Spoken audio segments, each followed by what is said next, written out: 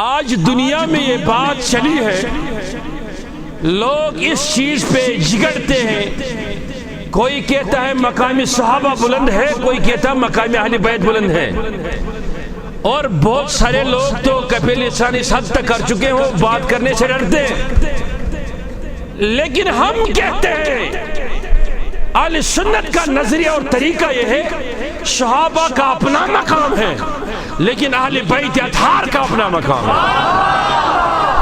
مقام کی اگر آپ مجھ سے بات پوچھیں گے کہ دو الفاظ میں سیدھی بات بتاؤ کہ مقام کے بارے میں آپ کیا کہنا چاہتے ہیں، ہم کہیں گے جب بات مقام صحابہ کی آتی ہے، جب مقام صحابہ کی فضیلت کی بات آتی ہے، وہ ہمارے اللہ اکبر آنکھوں کے نور ہے، وہ ہمارے دل کے سرور ہے، وہ جذبہ اور شان ہے ہمارے۔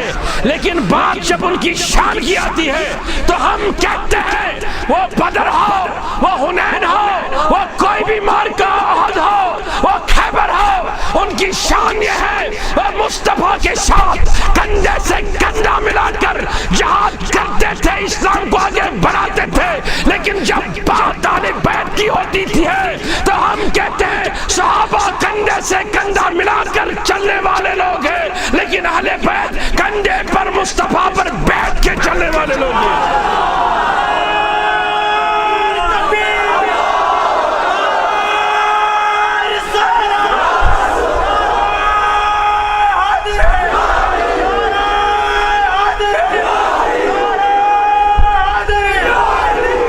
تبھی تو اعلیٰ حضرت نے فرمایا، واہ کیا خوب بات کی ہے، اب ہاتھ نکالیے سب، وہ فرما دیں تیرے نسل پاک میں ہے بچہ بچہ نور کا، تیرے نسل پاک میں ہے بچہ، تو ہے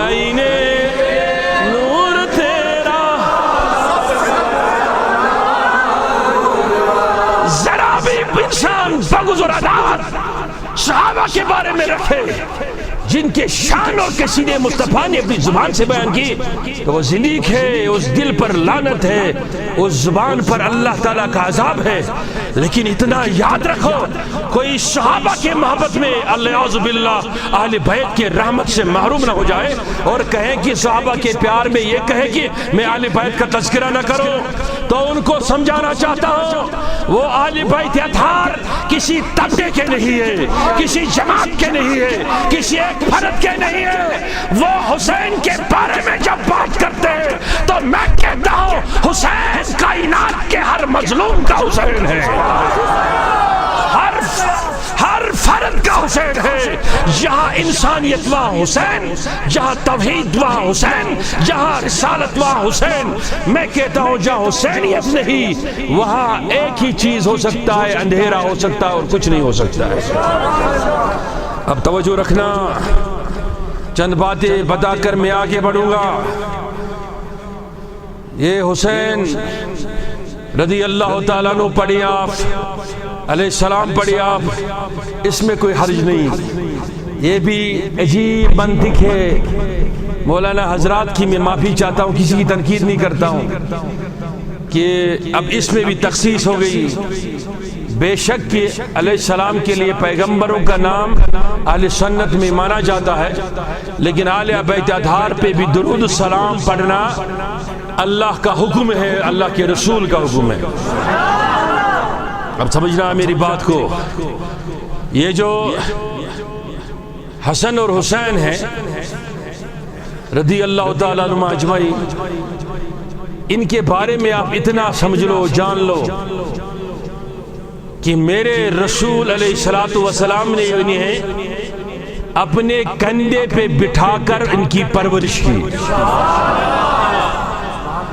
حتیٰ کہ آپ نے اس حد تک سنا ہوگا حضور خطبہ فرما رہے اور حسین چل کے مسجد میں آ رہے ہیں اور گرنے کے کگار پر ہے، حضور منبر پہ اتری، اگرچہ اس پر پھر آیت اتری اولاد اور اموال کے بارے میں، لیکن حضور نے خطبہ چھوڑا اور حسین کو لا کر اپنی گود میں بٹھایا اور پھر ممبر پر بیٹھا۔ یہاں آپ نے وہ روایت سنی ہوگی جس کو اجلہ مفسرین نے، اجلہ محدثین نے اپنی کتابوں میں جگہ دی کہ جب حضور علیہ الصلوۃ والسلام نماز میں تھے، سجدے کی حالت میں حسین رضی اللہ تعالیٰ عنہ تشریف لائے، مبارک شانوں پر، مبارک کمر پہ سوار ہوئے، تو حضور علیہ الصلوۃ والسلام نے اپنا سجدہ طویل کیا۔ بعد میں صحابہ نے پوچھا آقا یہ سجدہ طویل کرنے کا حکم ہوا یا کوئی اور مسئلہ ہے؟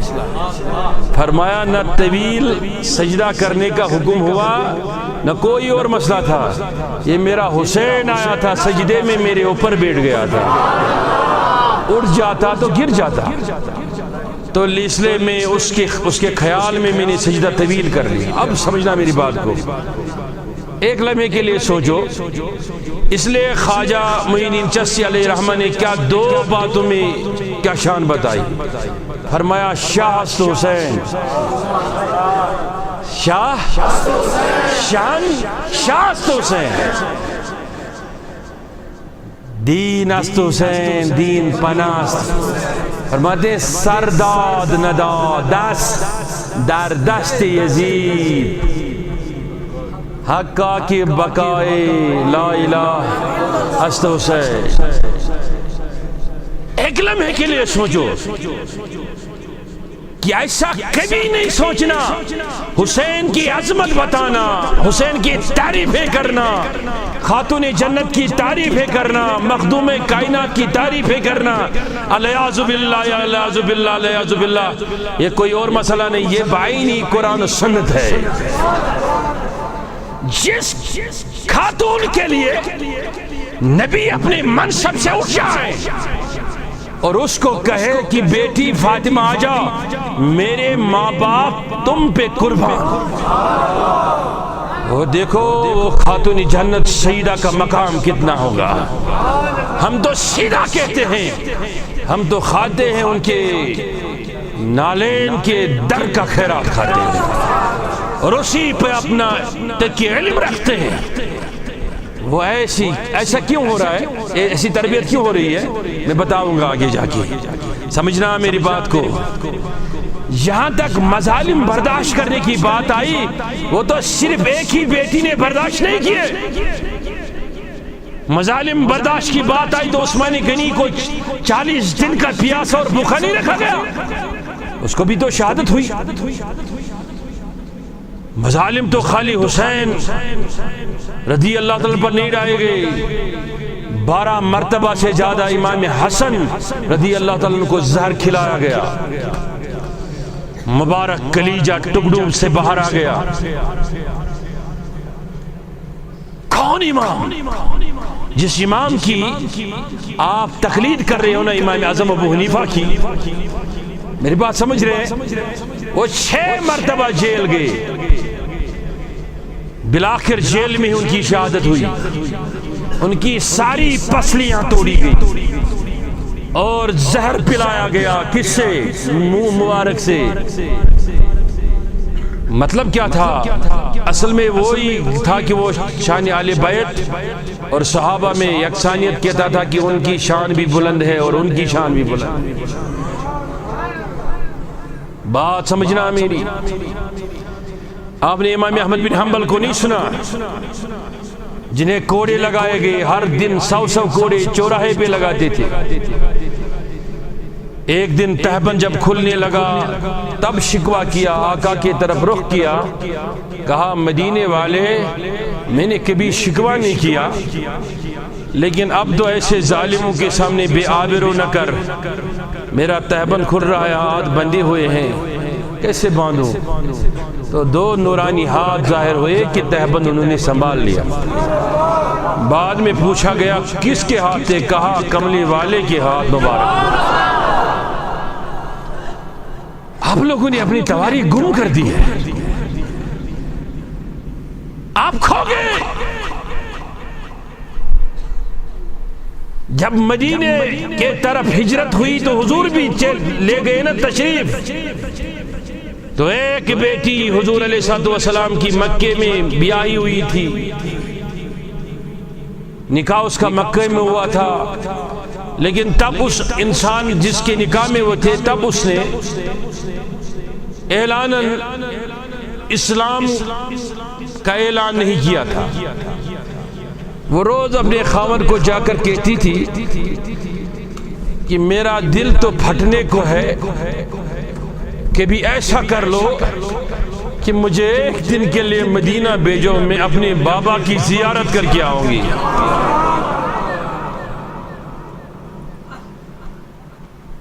تو اس کا میاں اسے بول رہا تھا کہ آپ دیکھتے ہیں حضور اور مشرکین مکہ کے درمیان معاہدہ ہوا ہے، یہاں کا ادھر جائے گا تو اس کو باندھ کے لاتے ہیں واپس، میں آپ کو کیسے بھیجوں؟ جب اس نے مانا نہیں تو ایک دن سحری کا وقت تھا، سمجھ رہے نہیں میری بات کو؟ سحری کے وقت میں اس نے دیکھا ایک قافلہ مدینہ جا رہا ہے، اس نے اونٹنی پہ پردے میں بٹھا کر اپنی بیوی کو لایا، حضور کی بیٹی ہے، قافلہ کے ساتھ ملا، کہا اس کو مدینہ چھوڑنا۔ اتنے میں خبر مشرکین مکہ کو چلی، وہ سارے نکل آئے، قافلہ کو پکڑ لیا، کہا قافلہ والو ہمیں آپ سے کوئی لڑائی نہیں، لیکن تمہارے ساتھ محمد کی بیٹی جا رہی ہے، ہم اس کو جانے نہیں دیں گے صلی اللہ تعالی علیہ وسلم۔ کیسے روداد بتاؤں آپ کو، کیسے بتاؤں کہ میرے مصطفیٰ اور اس کے اولاد نے ہمارے تک دین پہنچانے کے لیے کیا کیا برداشت کیا۔ حسین اپنے ذات کے لیے تھوڑی شہید ہو گئی، ایسے ہزار یزید پلید جن کا وجود ہی کچھ نہیں، حسین کے جوتے کے ایک تسمے کے مقابلے میں آپ پیش نہیں کر سکتے۔ میں چیلنج بات کہتا ہوں کہ دنیا کا کوئی بھی عالم کھڑا ہو کے یزید کے ایمان کے بارے میں مجھ سے مناظرہ کرے، مجھ سے مناظرہ کرے، میں ساری زندگی اس کے پیچھے چلوں گا اگر اس نے اس کو صاحب ایمان بھی ثابت کر دیا۔ کہاں حسین؟ وہ بیٹی حضور علیہ الصلوۃ والسلام کی جب اس کو گھیر لیا گیا، ادھر ادھر سے مشرکین آئے، کہا جانے نہیں دیں گے کسی بھی صورت میں۔ صبح صادق تک سے لے کے برابر آفتاب طلوع ہونے تک یہ بحث چلتا رہا، وہ کہتی رہی میں جاؤں گی، وہ کہتی رہی ہم جانے نہیں دیں گے۔ بالآخر ایک اس وقت تو وہ مشرک تھے، بعد میں وہ بھی ایمان والے ہو گئے، اس نے اپنی تلوار نکالی، میرے طرف دیکھ رہے ہو نوجوانوں، اس نے تلوار نکالی میان سے اور یوں کر کے تلوار کھینچی اور دور سے وار کر دیا، وہ تلوار یوں کر کے آئی اور حضور علیہ الصلوۃ والسلام کی شہزادی کے مبارک شکم پر لگی۔ 7 مہینے کا شہزادہ پیٹ میں تھا، وہ باہر آیا اور بعد میں یہی زخم وجہ بنا اس کی شہادت کا۔ ہے ہمیں سے کوئی باپ ایسا جو بیٹی پر ایسا ظلم دیکھے؟ اور پھر فتح مکہ میں یہی آدمی جب آیا، حضور کے سامنے نہیں آیا، پیچھے سے آیا، کہا کہ اگر آپ میرے لیے دعا کریں گے اور معافی کا اعلان کریں گے میں آپ کے سامنے آ جاؤں گا۔ تو اس نے فرمایا کہ تو نے ایسا کیا ہی کیا ہے کہ میرے سامنے نہیں آ پاؤ گے؟ اس نے کہا میں وہی ہوں جس نے آپ کی بیٹی کے مبارک شکم میں بیوار کیا تھا۔ حضور نے فرمایا کہ تکلیف تو مجھے بھی ہوئی، آنسو تو میرے بھی نکل آئے، آنسو سے میں بھی نڈال ہو گیا، لیکن میں نے جس دن سنا اسی دن آپ کو معاف کر دیا۔ یہ شان رحمت للعالمین ہے۔ تو اس طریقے سے اگر کوئی کام کرے دین کو آگے بڑھانے کے لیے، آگے پہنچانے کے لیے، نوجوانوں سمجھنا میری بات کو، سمجھنا اس کو تکلیفیں آ جائیں گی، اس پر بہتان لگے گے، اس کو گھر سے بے گھر ہونا پڑے گا۔ اسی لیے حسین رضی اللہ تعالیٰ عنہ نے زمانے کو پیغام دیا، لوگوں ڈرنا نہیں، خوف نہیں کھانا، ختم نہیں ہونا، ختم نہیں ہونا، مٹ جانا نہیں۔ وَلَا تَهِنُوا وَلَا تَحْزَنُوا وَأَنْتُمُ الْأَعْلَوْنَ إِن كُنتُم مُؤْمِنِينَ۔ فکر نہ کرنا، وعدہ ہے خدا کا، ڈرنا نہیں، خوف نہ کھانا، غالب آپ ہی آؤ گے۔ اگر مومن ہے سر حسین کے طرح کٹ بھی جائے گا، لیکن زمانہ دیکھے گا سر کٹنے کے بعد بھی قیامت تک 1000 بار حسینیت کے نعرے لگتے جائیں گے۔ تکبیر!